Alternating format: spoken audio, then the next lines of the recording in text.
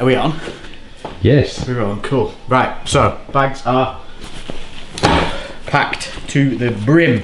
Water, very important. Stay hydrated. Hydration is key to being anti-fatigue and whatnot. So we're off to, it's now 6:20 and we're off to wrestling class. Tonight is probably the weakest thing for me. Like, what I'm worst at is the wrestling side of things because it's so technical. It's like chess. You have to use brain power as well as physical power, and then the technique in wrestling is crazy. So everything comes down to like slick movements and thinking ahead, and these tiny little adjustments make masses of difference. It's the part I'm really passionate about learning and learning in depth, but it's a part I also really struggle with. Like, I'm not naturally good at this, so I'm a head squeezer. I mean, I can grip something, I can hold it in a set position, but to transition from one area to the next and know where I'm going and why and what to do and react and how to what they're doing, you know, at the moment I'm just a wiggly dude on the floor trying not to get a limb snapped. The goal is going to be to take you guys along to the class tonight, show you how when you go to these things, there's no one there trying to kill you, there's no one there trying to take your head off. It's simply everyone in the room learning. There's guys who are better than other guys, and the great thing about it is there's so many different levels in the room that if anyone gets stuck, there's not only the coach that's taking the class, you can literally ask the guy next to you who's a bit better, dude, am I getting this right? And they'll happily like impart their wisdom and join about, no, dude, just try this, and I like doing this. And it helps bring people together. It's great. It's that form of unity which you don't sometimes get inside a gym or a commercial gym where you don't know anyone. People are afraid to talk to other people. You're forced into a situation here where you have to interact, and that can be good for some of you if you feel like, you know, that gym life is a little bit segregated. So yeah, you're gonna go and see me get tied up into a human pretzel at points, no doubt. So we're gonna head now with Gus, me, bag. Let's go. Should we spin to the gym? Huh? Should we spin to the gym? Spin to the gym. So we're gonna spin to the gym in 3, 2, 1. And we're in the gym. So as you can see, we've got the wrestling class going on now. Actually, time's changed, and to be honest with you, the time's changed. They dropped it back an hour. So what we're actually going to be doing is we're going to be going into the MMA side of things. So we're going to be doing a full MMA class instead of just the wrestling. A little bit more than I want to show you first off, but hey, we're going to roll with it. So you can see everyone in the back here just drilling away. They're just going through motions of learning technique on takedown, single edge driving, and those little unique things that you need to know that make something go from unsuccessful to successful.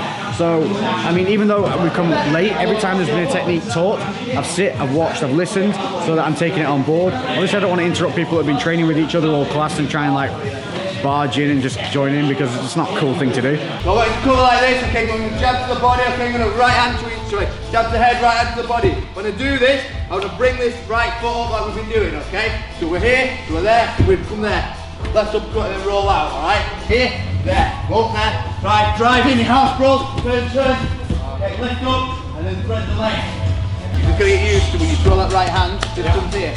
Okay, then can launch and everything, get into a decent rest of your time, yeah? Just crazy.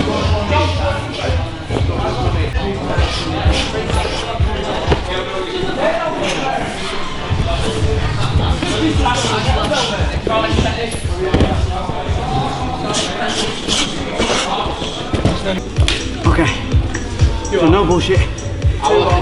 We've done like 3 drills. Oh, fuck. So it's just learning like motor pathways that your body's not used to doing. It's not easy, it's taxing both mentally and physically, but you know, when you get it right, it's like hitting that perfect golf swing. Alright, listen up. I want this as your starting point each time. You want to frame here, you want to frame here. Don't just reach underneath his arm here, because I'm going to get nowhere now, okay? As you can see, it's trapped me. I've got to make sure I get an effective bridge. My feet are under my backside, okay, to get my hips up, and then I come in and I get my elbow high. Yeah, like I've done before, alright?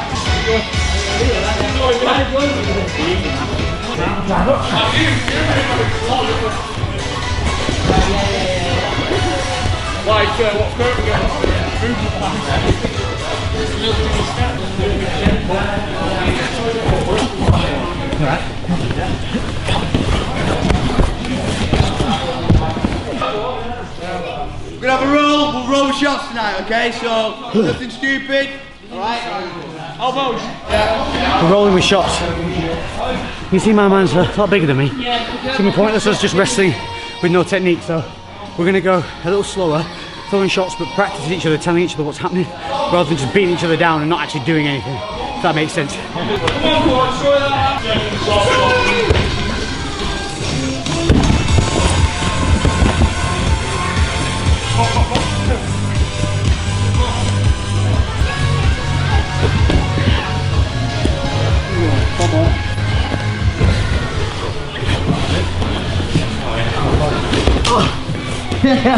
Go.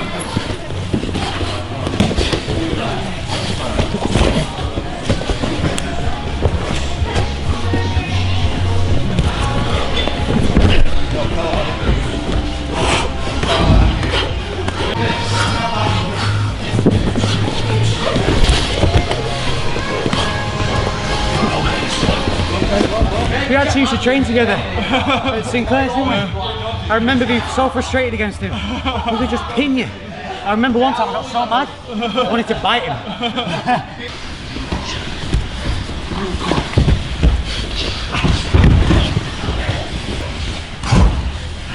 By this point, I'm basically like really nicely beat meat already.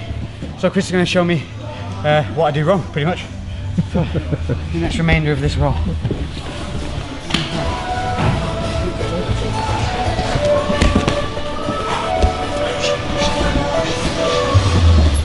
It's like wrestling with a spider, a very angry spider. One of those really big spiders you don't want in your house.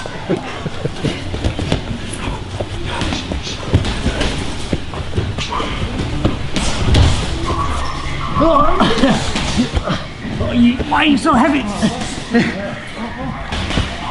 I'm not, I just got a little hip pressure. I know.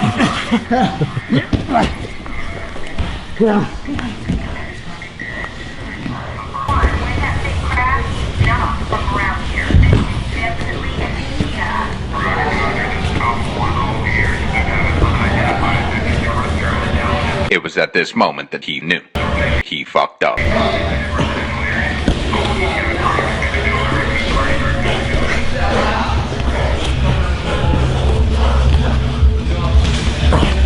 Oh, I knew it was coming.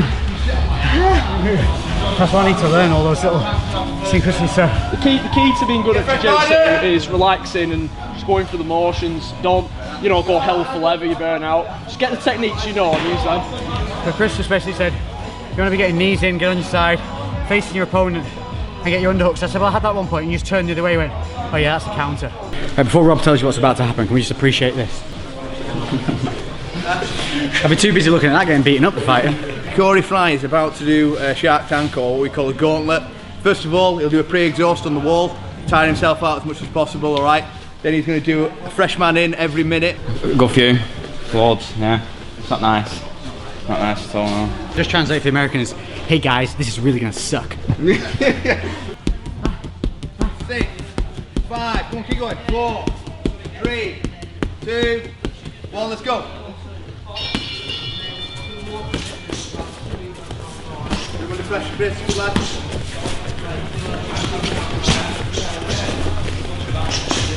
Looking to push Corey but not hurt him. So looking to change levels, throw things at him to make him think, take him down, make him work and just push his cardio. They're not looking to hurt him, it's not an ego competition here.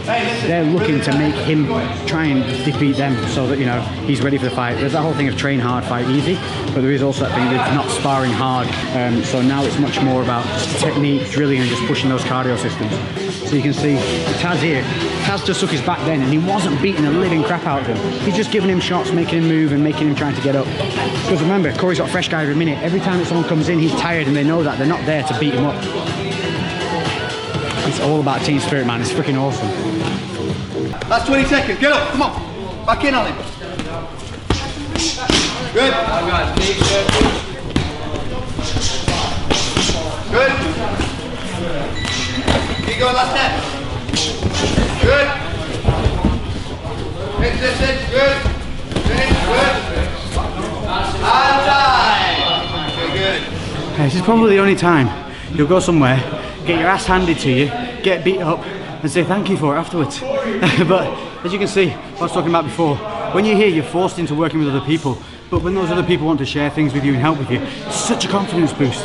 Just little things there, like Chris is a fighter, who actually, when you watch the first interview, if you haven't seen that, watch the first episode of this dedicated series and you'll see he broke his leg in the first kick of his first fight at 15 years old. I am going to show you that footage right now. Crazy Chris Price in the blue corner against Anthony McSally.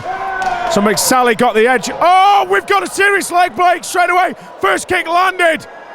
First kick landed and we got a shin break there. We need the medics immediately.